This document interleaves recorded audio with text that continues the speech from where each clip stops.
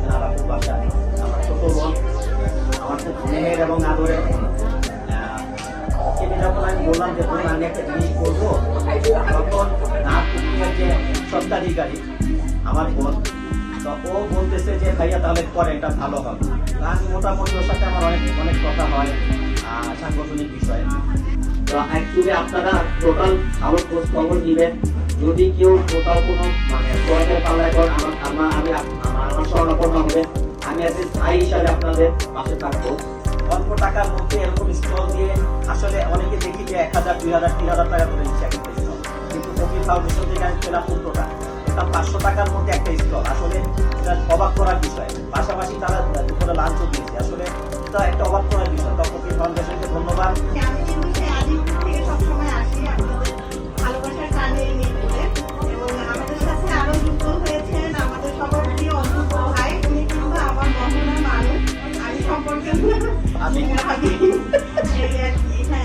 যাই হোক, আমরা পূর্ব পরিচিত সবাই, আপনাদের উৎসাহে কিছু কথা বললেন এবং সেই ভিডিওগুলো আপনাদের পেজে ছাড়লেন, এতে কিন্তু অনেক রিচ হবে, ভিউ হবে।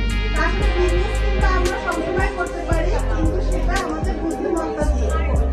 আমার বিয়ের পর মানে আমি যখন বউ হয়ে আসি, তখন আমার শ্বশুর আমাকে জায়নামাজ এবং তসবি দিয়েছিলেন। আজও আমি সেই জায়নামাজেই নামাজ পড়ি।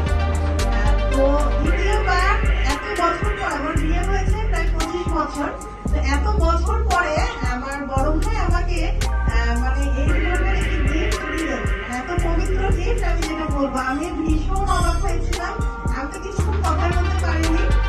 পরে আমি মানে কি বলবো, আনন্দে আত্মহারা, মানে এত সুন্দর গিফট আমার মাথায় আসলো কি করে যে এই ধরনের গিফট দেওয়া যায়।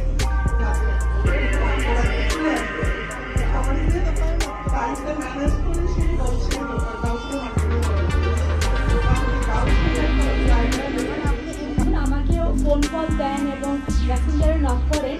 আমি চেষ্টা করি, যখন আমার বোন ছিলাম আমি চায়ের আড্ডায় বলবো, চায়ের আড্ডা থেকে চায়ের সাথে চা খাই, তখন আমার এই ছোট্ট উদ্যোগটাকে আমি বড় করেছি।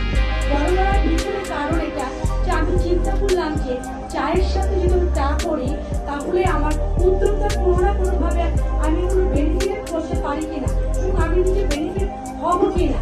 আমি সবসময় চিন্তা করি যে আমি যখন চা খাবো, চাটা আমার ভালো হবে কিনা, চায়ের মশলা আমি ঠিক মতো দিলাম কিনা। তো আমি কিন্তু আজকে যে প্রোগ্রামটা আমি কিন্তু বিশেষভাবে ধন্যবাদ জানাবো আমার যে পদ্মা ফাউন্ডেশনের ওনার আছেন, তারপরে নাহার উন্নয়ন ফাউন্ডেশনের যে প্রেসিডেন্ট